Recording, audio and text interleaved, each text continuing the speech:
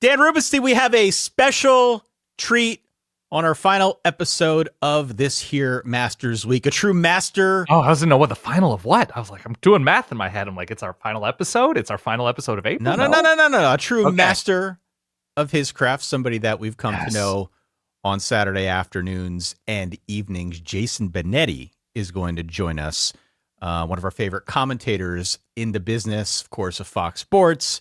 He's the voice of the Detroit Tigers. I've heard him call, so many sports, I can't even count them all up. I am pleased to have him on this broadcast today to talk through what it is like to do his broadcasts that we listen to every Saturday. How are you? I am very excited. I'm great. I am enthusiastic. I don't have anything to add about like my life or college football at the moment. I haven't seen anything particularly huge news-wise or anything like that. I'm very excited to get to the Jason portion of this episode. I'm just going to, right at the top, I'm going to say it seems very difficult to be a good, likable, thorough play-by-play announcer in any sport, but especially college football, with how much names change, how much rules change, how much conferences change. There's just a lot on the plate of these broadcasters. And so to come across as like not taking yourself so seriously, not trying to be an authority on everything, and at the same time keeping up with the pace and setting up an analyst sitting next to you and putting things into context and taking things you draw from a coach's interview the day or 2 days before, like to do that in a likable, interesting, compelling way is just something that Jason does. And so pretty excited to ask him about it. Hey, real quick, it'd be great if you could consider subscribing to the YouTube channel down below. It really helps us out. Yeah, I mean, one of the things I want to talk to him about, and it's something that I think you and I both have to try and balance as well. He's, I think, a little bit better at it given the nature of his work. Yeah. There is so much information really about any sport, whether it's baseball with what he's doing with the Tigers, whether it's pro football, whether it's college football, you name it, right? Mm-hmm. You can drown yourself in statistics. How do you find that balance? How do you know when to give the audience stats? How do you know when to back off and give them more what you're experiencing in the moment? Right. And there's a producer for that, right? That has the graphics at hand and, there's communication, but you're right. Absolutely. Finding that balance, I think, is really the true art of being a good play-by-play, just a good commentator in general. It's so hard to find that and keep your audience engaged. So I want to talk to him about that. We've got a whole list of questions for Jason. Pleased that we're finally able to get him on the show. It's going to be a lot of fun here. We'll get to that in a moment. If you are new here, please hit follow. Please hit subscribe if you are interested in more of our episodes. We've got a bunch of guests coming up here over the next few weeks. We are in the month of April. Now is the time to get the guests out of the way. Oh, yeah. Not out of the way, to sort of bathe in the content jacuzzi with our guests. Bathe in the content jacuzzi to pull us through this month, because frankly, there's not a whole lot of college football to discuss, at least not now. Maybe as we get into the latter stages of April with spring games, spring scrimmages, spring practices, whatever they are these days, we'll get into all of that and much, much more.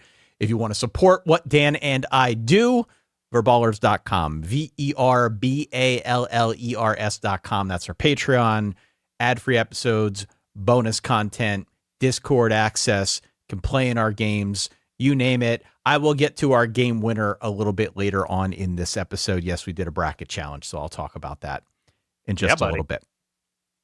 Without further ado, though, let's get to our guest of honor, shall we? Let's. All right, Dan, we are pleased to welcome to the show Jason Benetti from Fox Sports. Not only is he part of the soundtrack of our college football Saturdays, but he's the voice of the Tigers. I just heard him calling NCAA tournament games on the radio. He's done the NFL, the Olympics, a special StatCast back in his days at ESPN, even electrician championships, which we do need to talk about. We do need to talk about Jason Benetti. Welcome to the show, my friend. How are you? I'm great. Thank you for that walk up. The Electricians Championship is never going to leave my resume for anybody who's a curious person. I love it. And I love you guys too. So thank you for having me. At the risk of taking this interview off the rails immediately, what was the preparation like for the Electrician Championship? Maybe compared to how you would prepare for a college football game. It's actually, for college football, we have this enormous board with all the names and numbers and all the facts and everything that we dug up during the course of the week. They told me before I got to the studio, don't prep at all. We'll give you everything.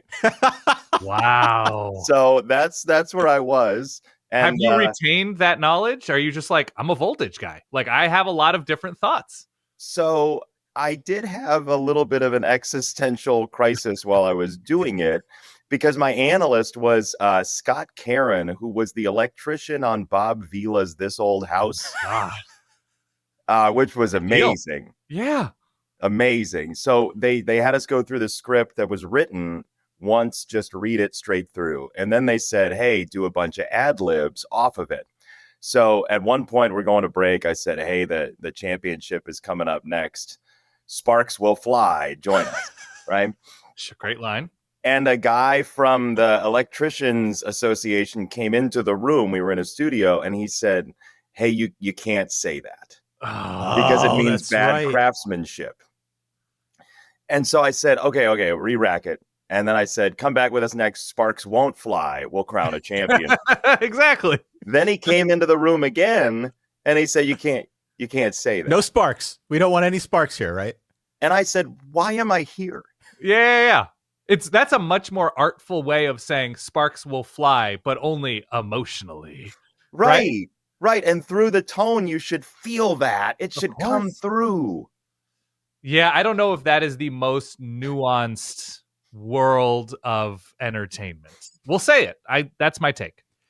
I think it's a good take. But they were great people. I did it twice, and I got to meet the electrician from This Old House, who's a big Celtics fan. After that experience, what's the most advanced level of electrical work you're willing to attempt on your own? Literally nothing. Okay, that's probably the right answer. Yeah. Like literally, there's a button in my hotel room to turn off the lights currently, and I wouldn't even try to use the little thing to turn it off on its own. I use the button. So yeah, no, I've seen all the things that they do that's very nuanced and detailed, and I think I would probably kill me or others. Others, yeah. Well, if we zoom out for a second, kind of on that same track, you have clearly worked with a range of analysts over the years in college football and sports as a whole, whether it's from Andre Ware, most recently to Brock Heward. I guess you'll have a different partner this coming season. What is your process for building chemistry quickly, knowing that you're working with a bunch of different people? And I guess as a follow-on, do you have to adapt your play-by-play style based on the analysts that you're working with? So it's a great question.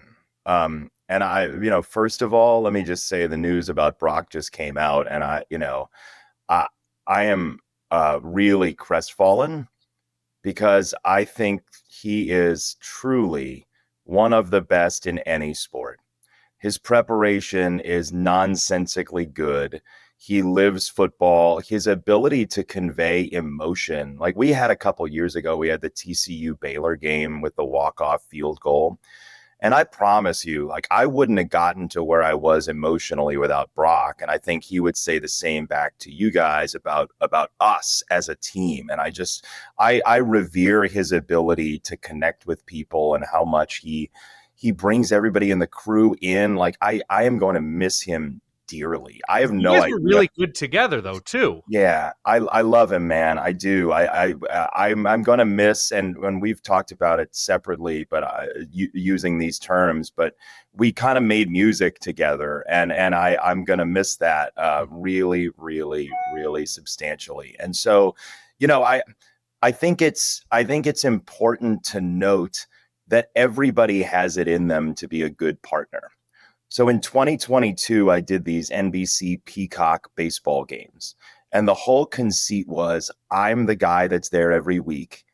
And they bring in an analyst from the home team and an analyst from the visiting team. And we do the game.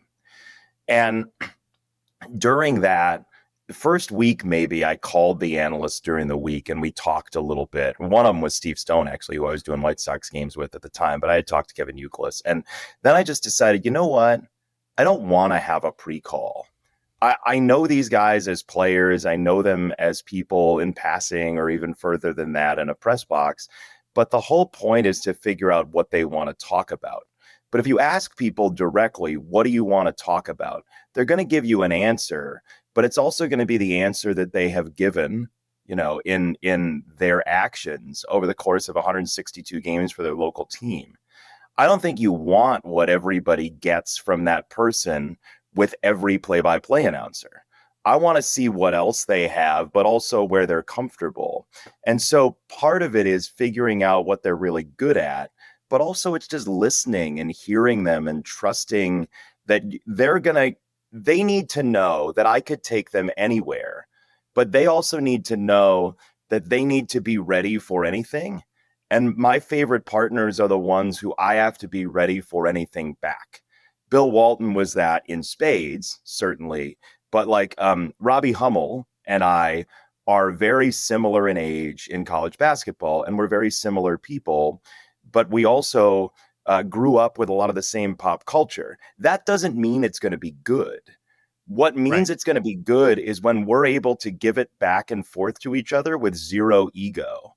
So if I have a partner that's not thinking about getting his shots up or her shots up, and it's just a matter of we're talking to each other, that to me, that's the whole key to it is do you feel like you have to listen to the other person's every word because there's value in it? And then suddenly I just think you get more out of people. So what does that look like in a college football game? Obviously, baseball has room to breathe, right? You're between pitches, you're coming back, and guys are warming up after the fourth inning. In a college football game, there's the spaces are shorter, and you're figuring out penalties and replays and, bang, bang action. What does it look like for you to make your analyst look good and for your analyst to, speak at a speed that actually works for your ability to call a game?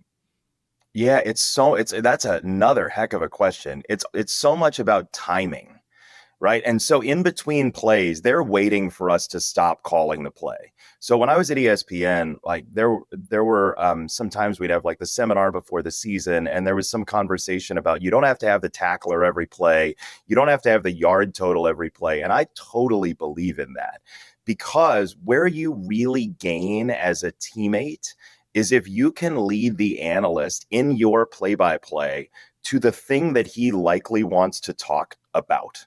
Right? So somebody comes around the edge, quarterback throws an incompletion because his timer was sped up. If I'm talking about who the intended receiver was, I've missed and I've lost him 3 seconds because he has to say, that's true, but here comes Kayvon Thibodeau around the edge. Right? And so if I say Dylan Gabriel got sped up because of the rush, then he just seamlessly goes into it.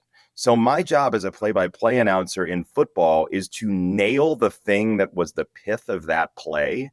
Can I give you the center of that play, what was most important that the coaches are going to talk about in film, and then walk it up for my analyst who can then say, and how that happened was X.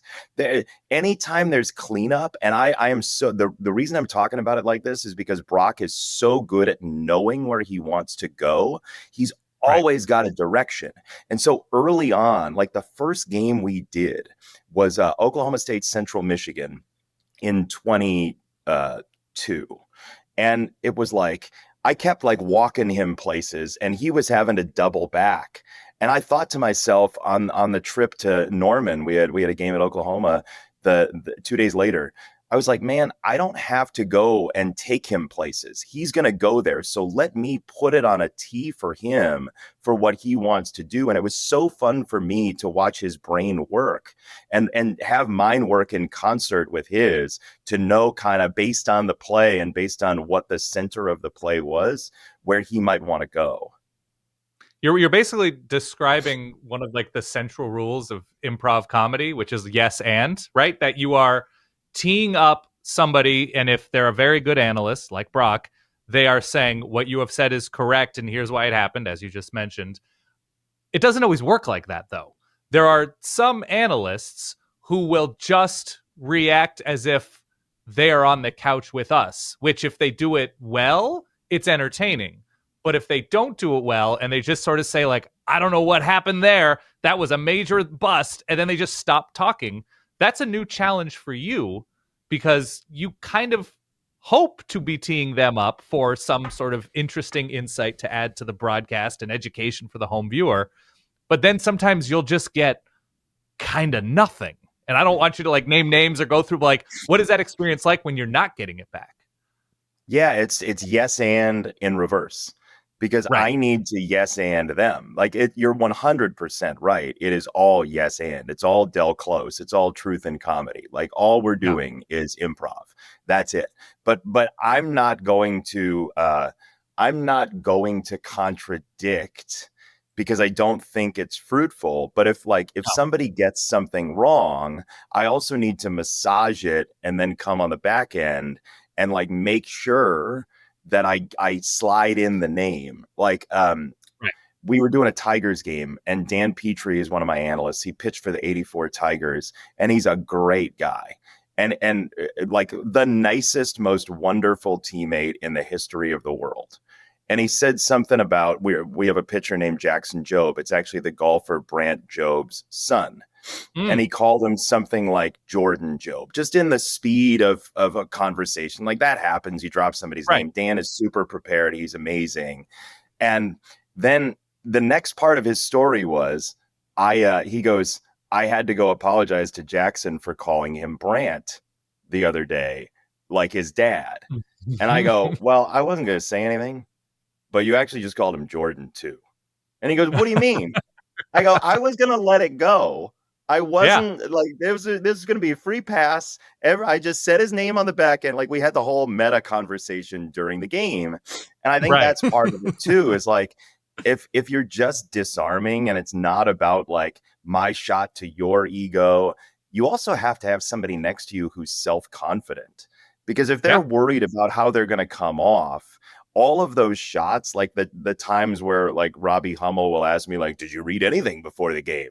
Like just jokingly, right? Right. That doesn't land if I am worried about how people are perceiving me. For your consideration on any podcast player, search Solid Verbal, find us, and hit follow or subscribe. It's just that easy. What is something that could make your job easier, especially during a college football game, but really any sport, that like you have spotters, right? You have people who are specifically looking for things on the field. There are 22 people there. There's a lot to take in. So spotters make a ton of sense. You have graphics people, you have replay people, you have rules people sometimes. What is it that if you could go to your bosses and say, could we possibly get this as part of a broadcast, or even go to whoever is running the Big Ten or the whatever conference you're calling that specific week, what would make your job easier during a game? I have two answers. One that's going to be slightly controversial and one that's kind of funny, but really important. It actually might not be slightly controversial because I don't know how much it's out there, but I'm going to say it. The first one is, the non-controversial one is, like in Madden, if you could just have the names under the people's feet, that would make it a lot easier. So just give me the names under the feet, and I will call you a whale of a college football game. But like a potentially useful use for AI. Yeah. Yeah, absolutely. 1,000%. The controversial one, I think, probably in the industry is going to be this. A lot of games now are produced from studios, whether it be in Bristol or Charlotte or Los Angeles. And I know people have commented about like the video quality on that sort of thing. What you don't know, and our college football crew is exempt from this, and the Angels sing, but what you don't know is those games that are produced from a studio, the monitors that we have in the booth are on somewhere between a 2 and 5 second delay. Right. So or maybe you did know that, but like if those monitors are on a delay, so those people calling college football like that only have the field. They only have the field that they can look at, because in the psychological experiment sense, the word confederate, somebody working against you, right? The monitor is actually a confederate, because if you try to sneak a look at the monitor on a catch in the corner or something like that, like a college basketball game, there's a 3 in the corner at Madison Square Garden. All the fans are standing. We can't see it. We cannot use the monitor. So actually, the people at home have a better look than we do live, which is kind of crazy. But the way the industry has gone, the proliferation of games produced in a studio, they have not figured out or spent the money on fiber to make sure that our monitors are live. So when you talk about yes and, the way I think about it is like all those scenes in Breaking Bad where like Walt is reacting to Gus, right? If that were on a 2-second delay, you wouldn't get the same human reaction.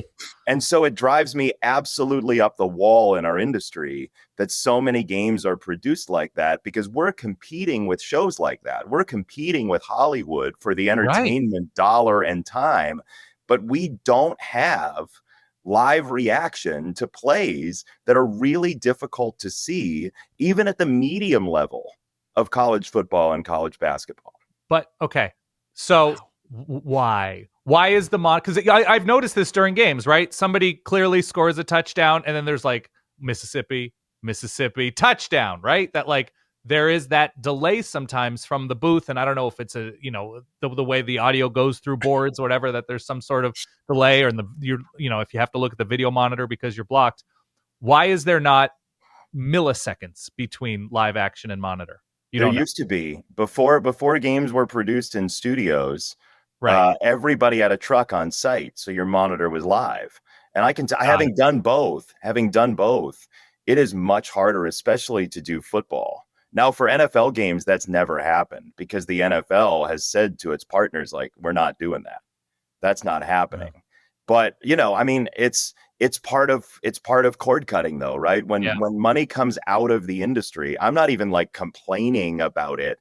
I'm just saying it's a fact of the matter. When, like in newspapers, when there are fewer editors, you're going to make more mistakes. And I just feel bad for the people who end up making a mistake because they just couldn't see it or they're delayed. And the audience, you pile up a bunch of those, and that's a credibility killer for the people behind the microphone. So I'm going to say right now, Greg Sankey, you have all this money.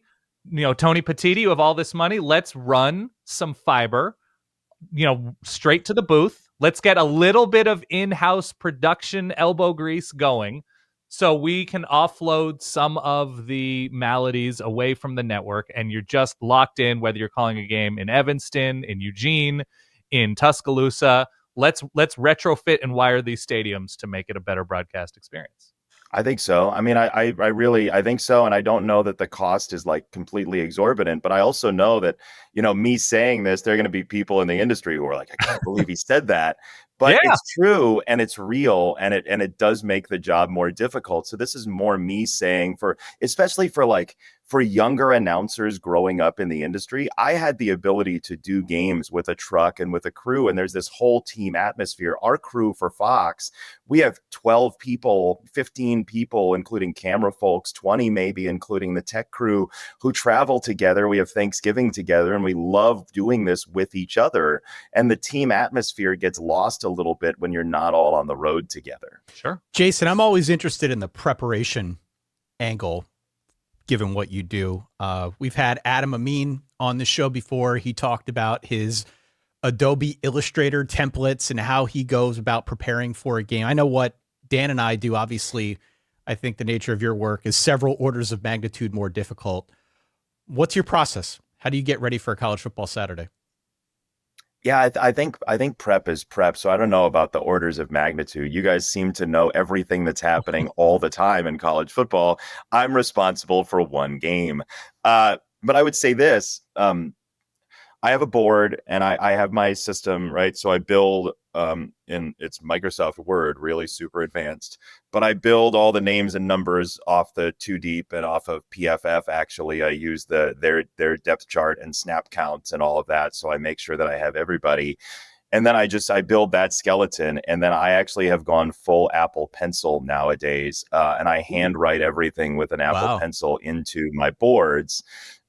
So if we have a team a second time, I can erase and I can subtract and I can add and all that stuff. But I watch at the very least the team's last game, but through PFF and clips and things like that, I watch. You can click now and watch every I formation that a team has run and do it in 20 minutes. So I tend to take my cues from the analysts. So like Brock, he'll early in the week, and this is huge for our crew, on Monday, we all get together and Brock sort of downloads what he's got about the teams. And then I'll have watched as well, and Allison Williams too. And so we kind of just put ourselves all on one track to take a look at like where we think this might go. And then the coaches meetings with players are so valuable. So generally we'll do the road team on like Thursday on Zoom, and then the home team on Friday in person. We love doing both in person, but sometimes the schedule doesn't work out. But we have time with the head coach, offensive coordinator, defensive coordinator, and a couple players as well. And just getting to talk to them as humans about like very specific things that can really like enliven a show, because our job is to know something more than a fan does who's seen literally every snap, maybe over the last 10 years.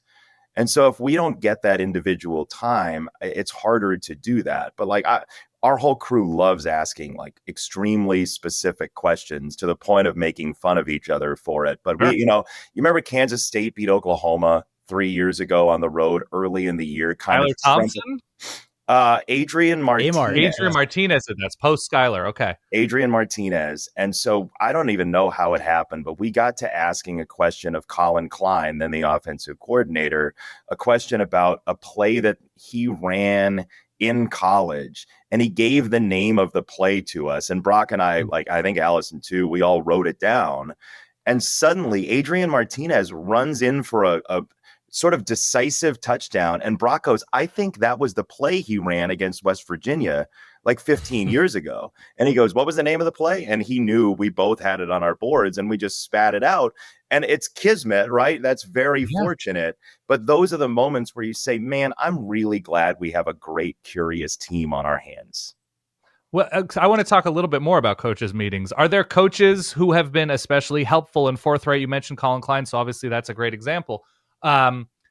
People, I think for a long time, people would think like, well, why would these coaches give secrets or insights into their game plan or into their team and potentially spoil something during the broadcast? Or like, why do these broadcasters need to know, like, this is highly sensitive? Why would they risk getting something out? I'd love for you if you could go through the value of the insight coaches give you, because it seems from my perspective that like, you're telling a really nice story about the team when you have that kind of insight. And so who are those names that were like actually understand the value in helping you do your job to the best of your ability? You're going to be surprised at my answer to this, but my answer is most coaches are really pretty good about it if you do your prep. And that's where somebody like Brock is just an unbelievably great partner, because he comes in with like, okay, I saw on tape, you guys are great on 4th and 1. Why?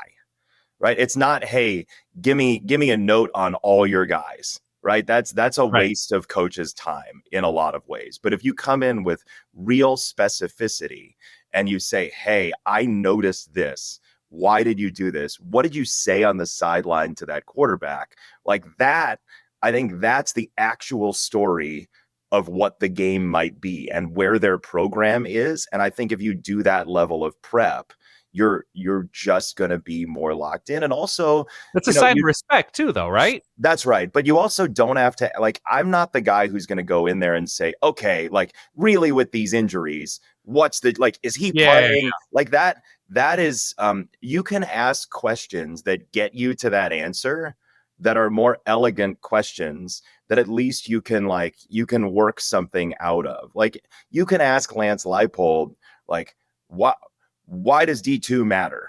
Right.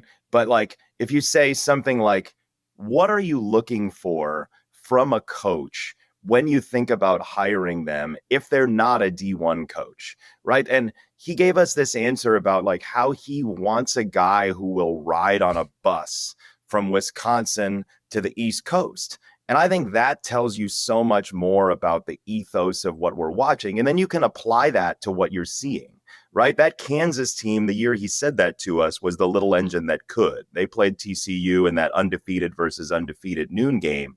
And it was fascinating. But I also got yelled at by our producer because I asked specifically where they stopped, like what hotel they stopped at on the way.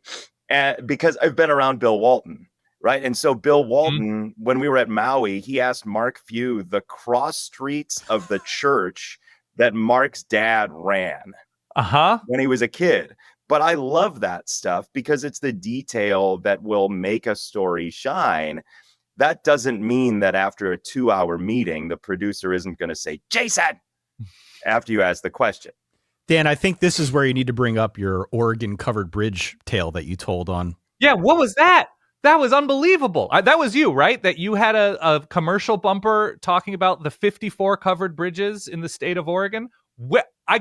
I was flabbergasted. I live for that kind of thing. We're just like very specific nuggets about places, whether it's food, whether it's about architecture, whether it's about topography. I've watched a lot of Oregon games in the last 30 years, however many. I'm 41, so maybe it's more than that. Where did the covered bridge thing come from? And where does that covered bridge thing come from for any school in any state?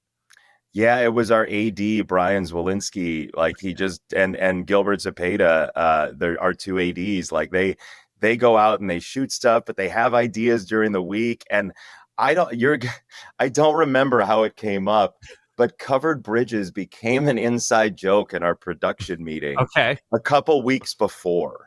I don't remember how it came up. I don't remember why we went there, but the next Oregon game we had, they had like all this footage of covered of course. bridges. Why wouldn't you? And I was like, why do you have all these covered bridges? And so we looked up how many there were, and it was like that was a whole like joyous burst of energy for our crew. And I'm glad you got something from it because we loved it. Well, it's also, to be fair, like you watch a game that's shot in Seattle, you're going to see Pike's Market, right? You see a game that's in LA, you're going to see the shot of like the Santa Monica Pier.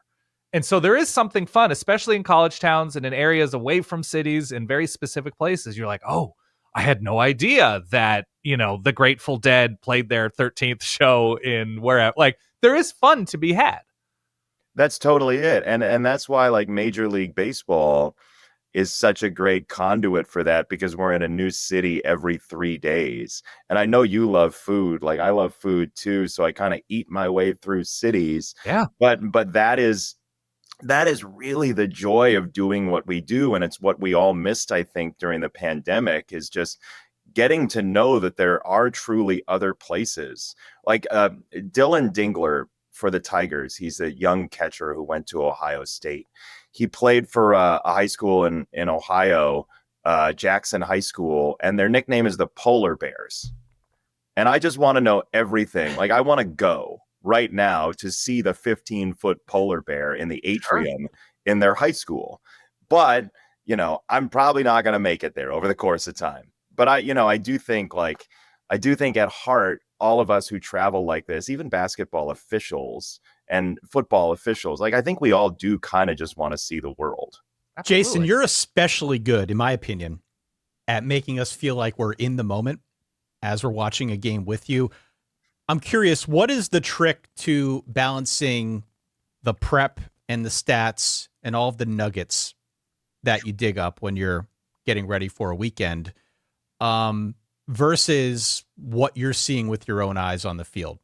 Because, if you go a little bit too heavy in the stats and nuggets department, you're listing things that comes across as dry. Maybe you're missing the obvious that's in front of you. On the flip side, you're watching the game. If you are presenting what you are viewing without any context, completely in a vacuum, you may not be giving the audience more reason to invest in the broadcast. How do you balance those two things? Yeah, I think it's I've learned that, first of all, if you listen to my stuff in college, or even probably like the first 5 to 7 years out of college, I was way more interested in just like saying the right thing, the perfect thing at the perfect moment, and just nothing else, right? There was no emotion attached to it. And what I've realized is, number one, this is a real investment for human beings. And the reason we watch shows like Severance or White Lotus or whatever is to care about the characters and to have them really matter. And so we're the soundtrack, but we're also the dialogue. We're everything, right?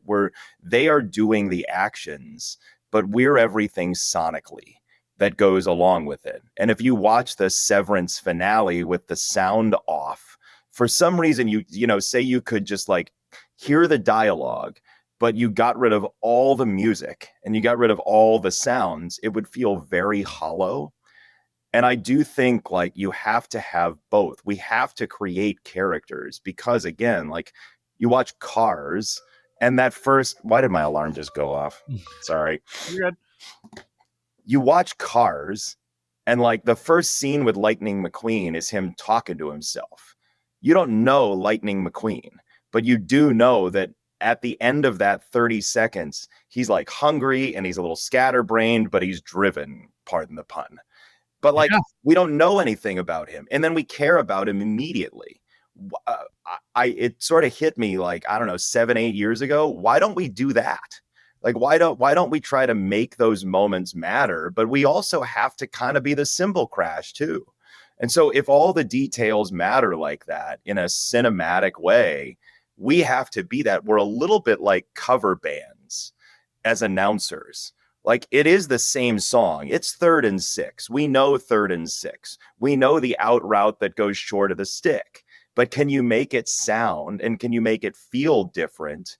And can you also flesh out why that character, like why Tez Johnson specifically crawling for that first down matters above every other receiver you've ever seen do that before? We're almost at like a critical mass and beyond of sporting events on TV. We've seen it all. We've heard it all. We all sound alike, allegedly. Can you do something interesting enough? Like, can you cover Living on a Prayer in a way that literally nobody ever else has? And that's a real challenge. Jason, since specificity seems to be a theme of this conversation, look, we're all about the same age. I think it's fair to ask this. For the first 40 years of our lives, are you going to ask about colonoscopies? Where is this going? I'm not going there, I promise you. Okay. First 40 years of our lives, the stoppage of play at the end of the second quarter and fourth quarter has been known as a 2-minute warning. But college football adopts it. Suddenly, 2-minute timeout. Can't call it a 2-minute warning. I am not clear as to why. Maybe you are. Were you forced to reprogram your brain in the booth the way Dan and I were forced to reprogram from afar? I just like, why are we having that discussion? Like, guys, there's so much more that can be done with the world. Can we please? So I just wanted to say it and not be involved in the discourse, because if I say it in a wry way, then people are like, oh, Benetti hates it. And if I say it too staunchly, like it is the 2-minute timeout, darn it, that means I've drank the Kool-Aid. I feel nothing about it. It's complete anhedonia for me about all of that. I just want to move on. I would like to do something else with my time, and I cannot believe there were meetings about it. Were there meetings about it? I'm certain there were meetings. Okay. I have no idea who was in them. I don't know when they happened. I'm actually not sure they happened, but I am sure they happened. Sure. So I'm gonna take that and run with it. Not the 2-minute timeout thing, but so there are many moments during a college football game, during an NFL game, whatever, where people are particularly worked up. And that is when there is a penalty. That is when there is a rules interpretation. That is when there is a official review. That is when somebody may or may not have crossed a plane, be it first down or end zone. That is the most delicate time, because you don't want to come across as like, this is definitely that, because you're not an official. You're not trained in that way. But you also have to be super educated on every single tiny element. What is your strategy for coming across as like, I'm curious as to what's going to happen. This is what I kind of see, but who knows? Yeah, there's nothing I kick myself more for than if I miss a rule. Right. I hate it. I live with it for days and days and days, because I really do fancy myself as somebody who knows the rule book and studies it. But I you're going to miss one or two, and it's just gutting, because it's our job to know better. It really is. Even in the weirdest situation, like if we're doing that Central Michigan, Oklahoma State game from 2016, right, with the extra down or whatever happened there, I want to get that right. A lot of people would say, well, so few people would get that right. Well, you just defined what a bell curve is. Right. When Mike Tirico nails the Seahawks-Packers alternating possession ball from Monday Night Football from way a long time ago, like 16, 17 years ago, when he nails that, that sticks in my mind. That makes him one of the best. So it's a separator, but it's also like you have to take it slowly, even if you feel like you want to say something right away. We have a television truck with a number of looks. We have a lot of people who are well-versed in the game. And so what I've trained myself over the course of time is if I'm not 100% certain immediately, even in what I'm seeing, I'll hit talk back in the truck and say, what do you guys have on that? Because they have a monitor wall, right? We have 6, 7 cameras that you can have a different look that we haven't seen yet. Or it'll be, hey, will you ask Pereira real fast if I have this, right?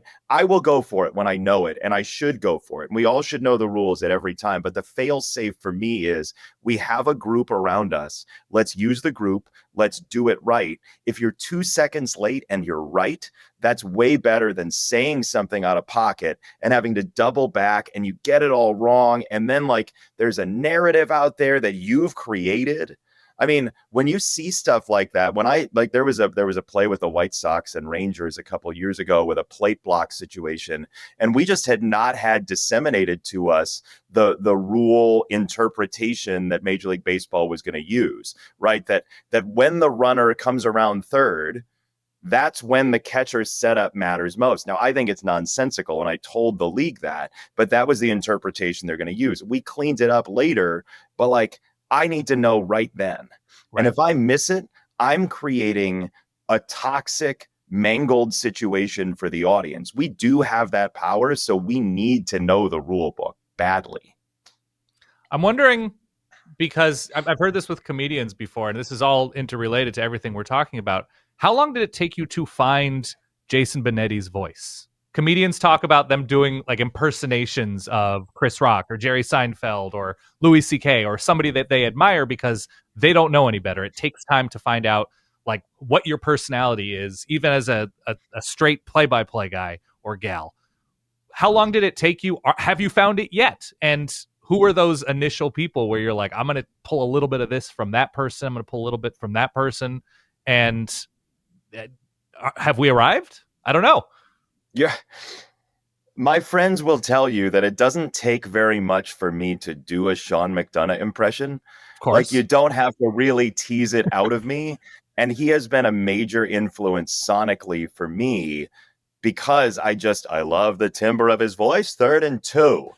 You know, that sort of thing. Like I like the sharpness of the back end of it. The way like we did the Alamo Bowl a couple years, my crew did, and it was like the Valero Alamo Bowl, and all of those words are great McDonough words because of the O at the end. Killer. Valero Alamo, you know, that sort of thing. They like land, but sounds are what do it for me. I don't. Have you ever heard the voice of the Colorado Buffaloes, Mark Johnson, the radio voice of Colorado? Oh, probably not.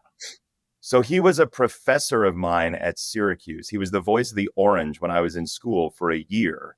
Okay. And he has the deepest voice in human history. So he would be like, 3rd down and 2, here come the Orange to the line, 2 to the left, 1 to the right. And I was like, how do you get that far down? Right? Like, so me doing that impression of him helped me find the resonance in my own voice because like in order to talk like this, you got to be like, hey, you know, how you doing? Good to see you. I have a Nickelback CD in my car. We tried to get him to say like the most ridiculous stuff in class in his voice. And I just found that I really like sounds. And so I think like the influence of comedians and the way they set things up with sound. John Oliver was on Comedians in Cars Getting Coffee with Seinfeld. And he said during the episode, you know, sometimes I say things because the combination of the words is funny and my wife doesn't understand that I actually don't just mean it. And I've never felt more seen in daily life than then because the sound combination with the word is what makes the laughter. And so those it's influences, musical. it honestly, it is music. A friend of mine texted me during the NCAA tournament on radio. And he was like, I can tell you love radio, but you're also just basically singing.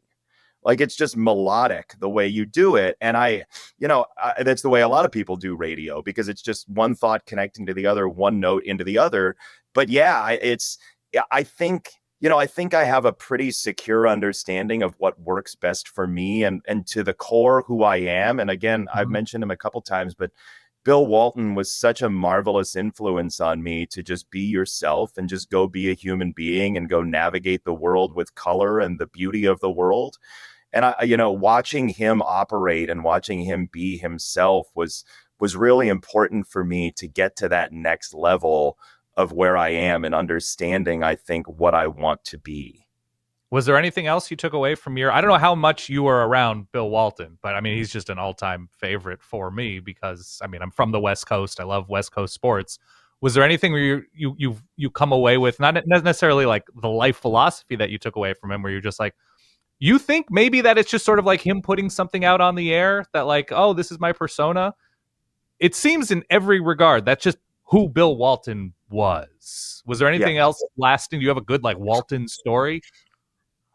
So the last couple of years of his life, the NBA flew me out to his house in San Diego to do games from his living room.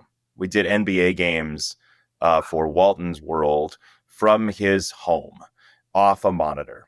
And so I got to stay at his house. A number of people were very close with him. And when they do games out there, so I'm not the only person. I don't mean to say I had this unique relationship, but I loved Bill. I loved him deeply, in part because he really understood me. I feel like, there have been times as a person with a disability, like I kind of feel like I'm operating in a different world of rules.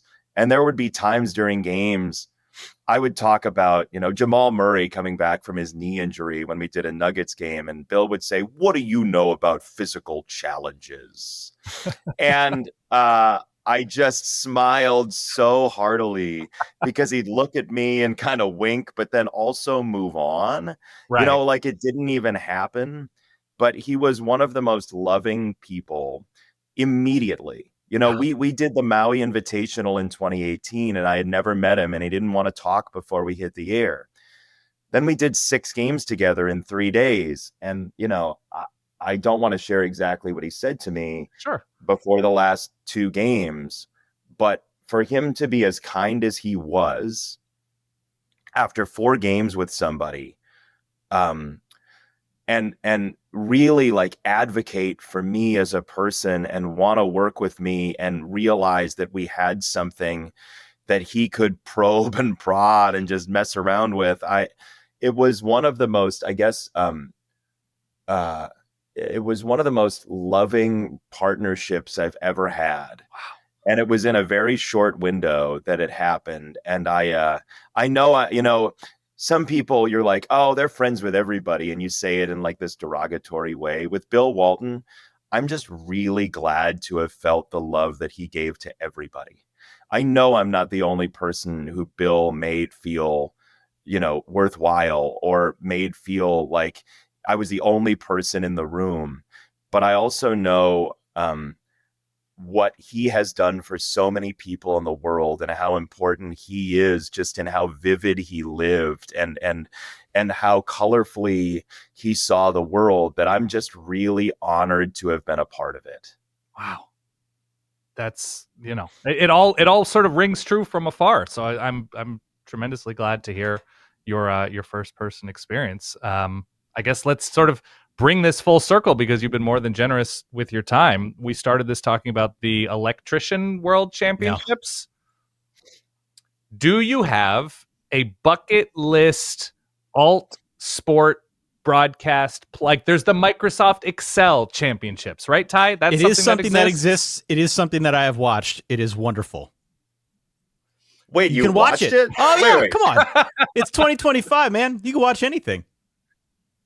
Oh, come on. Control Z. A lot of concatenation, a lot of, you name V lookups. It's all in there. Sure. Is it a spelling bee thing? Is there an alt broadcast where you'd say to yourself, if I could put my stamp on that would truly put a cap on my resume? So the spelling bee would be my answer in the like quasi sports realm, but I also would love to either host a game show or specifically Survivor when Jeff Probst is done. They do such a great job creating characters on that show. But I grew up an enormous game show fan. Same.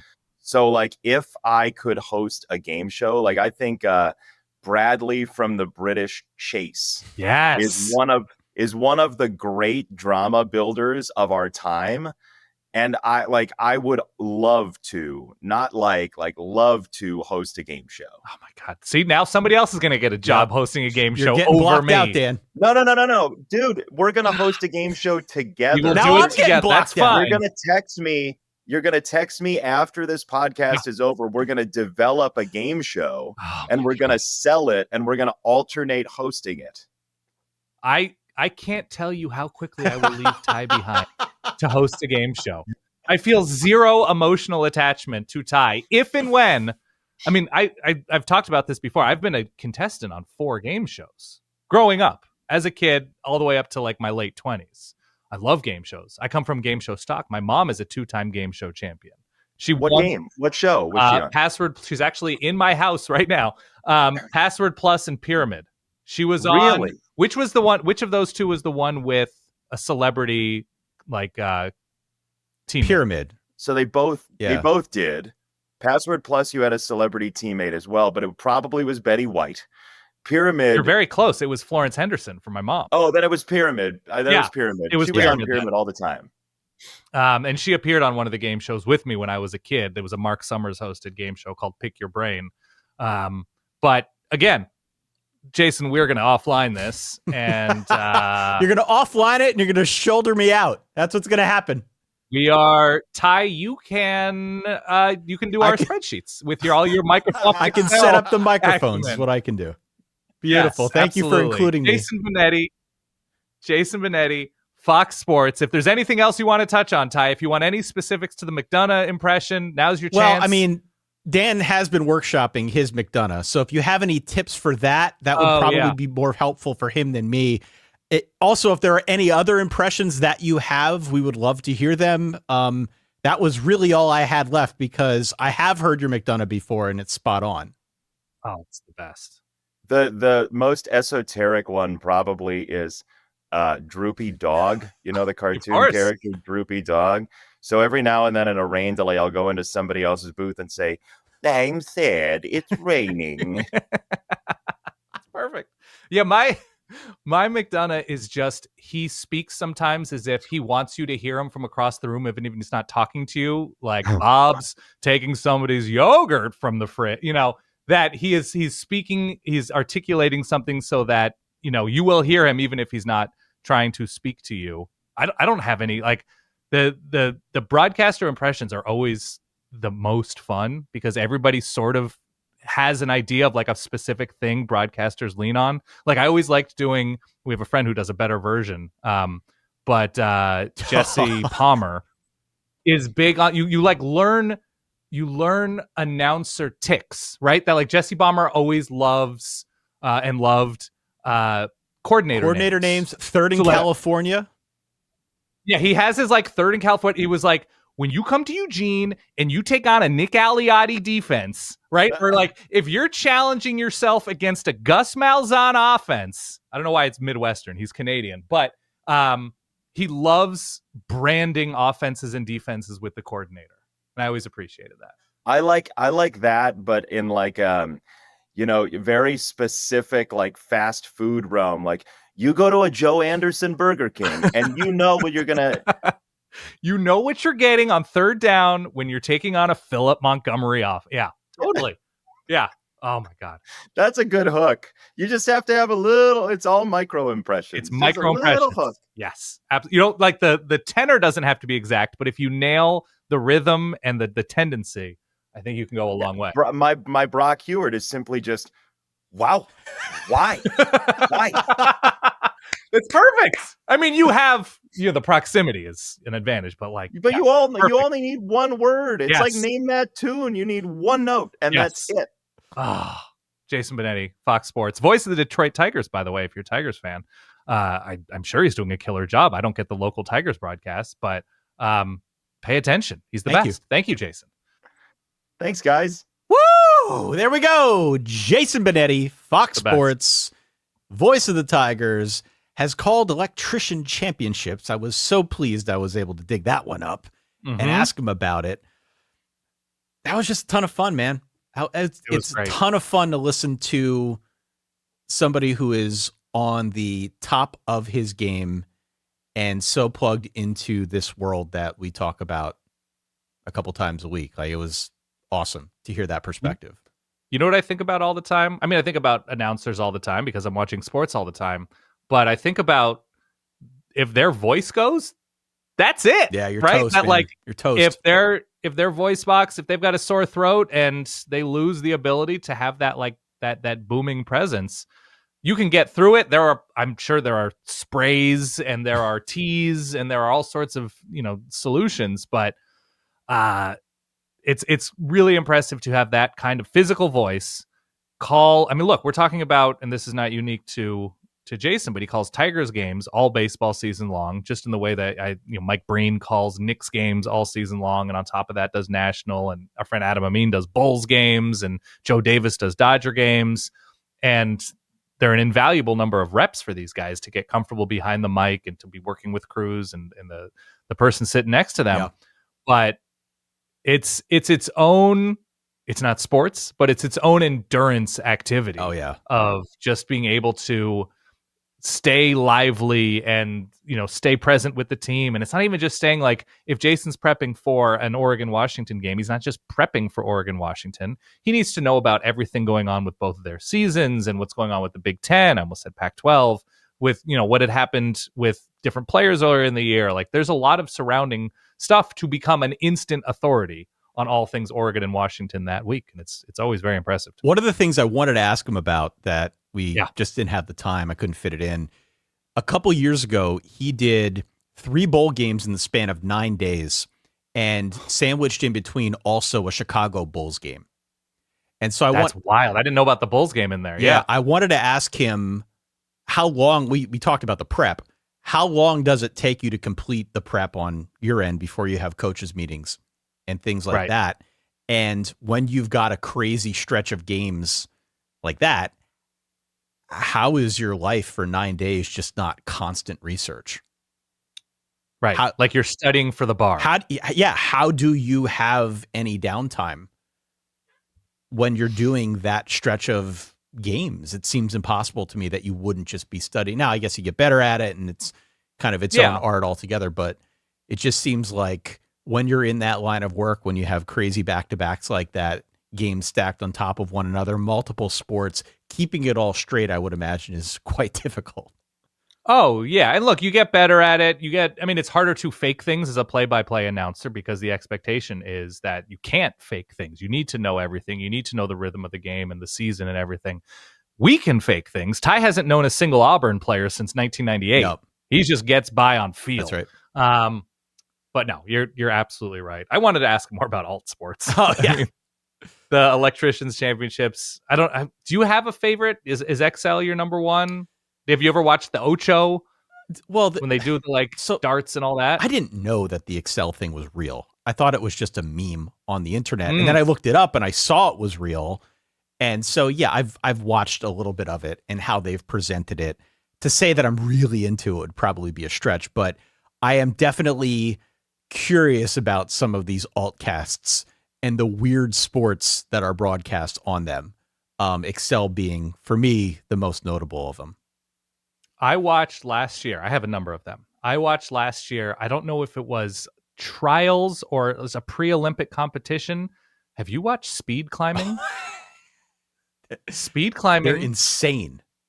It is my favorite sport that I had never seen before last June or something. I could not. I was locked into my couch, and I found myself like, I think I'm just rolling with this Moroccan guy.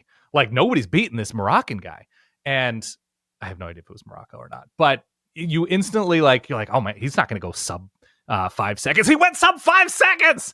I've been watching the sport for 38 minutes, and I have very strong, nuanced thoughts about all of these speed climbers, and so I love what the timber championships with all the lumberjacks. Oh yeah.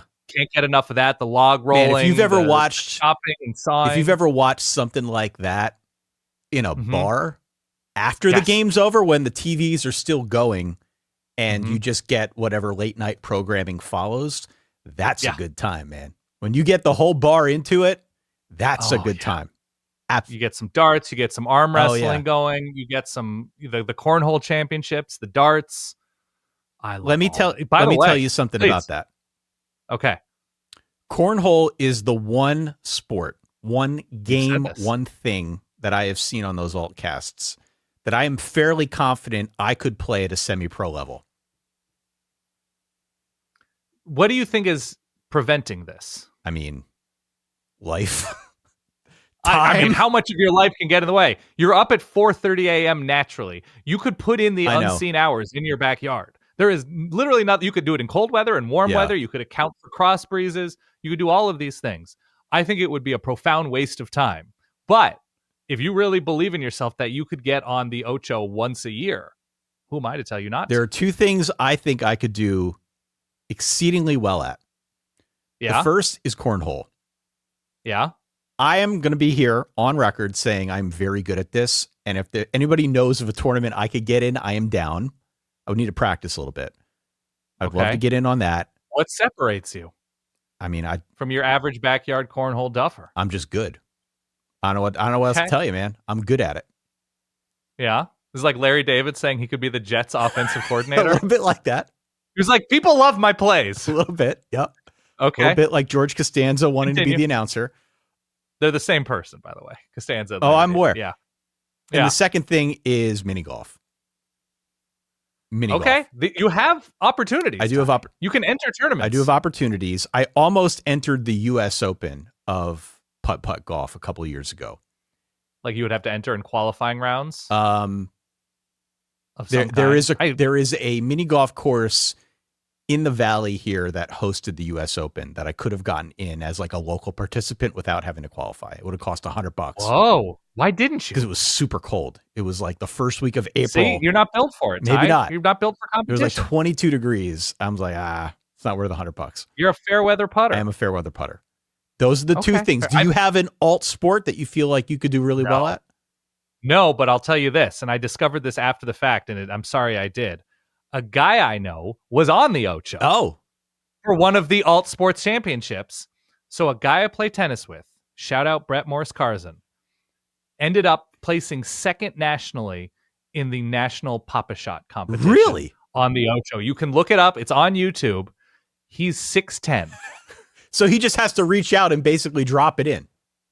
It was more, I don't know if that's an advantage or disadvantage, because you're sort of screwing up like an arc of some kind. Obviously, it's just a speed thing. So like long arms could like slow you down potentially because it's a speed. You got to collect the ball and be shooting constantly. But he's like a super adept doubles player. So his hands are already crazy fast and he's very tall.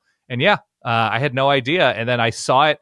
I was like flipping through the North Shore Record, the local newspaper here. And there was an article about his performance on national TV. He's the John Eisner of Papa Shots. Eisner, yes, absolutely. And great tennis player and great at Papa Shot. He did it like on a lark. There was a regional in Chicago. He dominated it and was invited to somewhere for the national tournament. Came in second. It could just be false confidence on my side. So, yeah. Maybe I'm just, like the joke about guys landing planes. Maybe I'm just... Right. I don't know, dealing with false confidence here, but I feel like I could acquit myself well, if nothing more, if I were in one of those contests. You'd have to throw a lot of bags. You really probably need to. I think you're thinking about yourself as like the best of all the cookouts you go to, the backyard barbecues. But when the lights are brightest, you haven't pushed yourself. I know. You're avoiding competition in the cold. I want to see you face down adversity, Ty. Fair. That's what I want. Fair enough. By the way, speaking of this, shout out to 8-year-old Caspian. Oh. Whose father reached out to us on social media and then through email after I asked him to do so.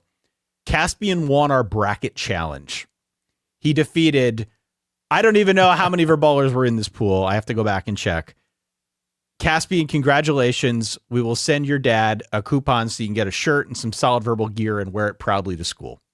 Congratulations on winning the bracket pool. You beat out both Dan and I. Both Dan and I did well in the 90th percentile. We did well. I finished 25th. I think you finished a little bit ahead of me. 19th or something. We had a bunch of our ballers in on that. So shout out to Little Man for doing a good job and winning the bracket pool. Yeah, absolutely. Great job. Big thanks to our guest of honor, Jason Benetti from Fox Sports, from the Detroit Tigers, from a whole host of other places. We appreciate his insight. We'll have to have him back again soon. And of course, as you're watching games on this coming of course, as you are watching games this coming season on Saturdays, you hear Jason Benetti, you'll say, hey, I know that guy. He's pretty cool. He's on the show. Let's leave it there. So good. For that guy over there, Dan Rubenstein, for myself, Ty Hildebrand, thank you so much for downloading, for listening, for playing along at home. We'll see you all next week. Stay solid. Peace.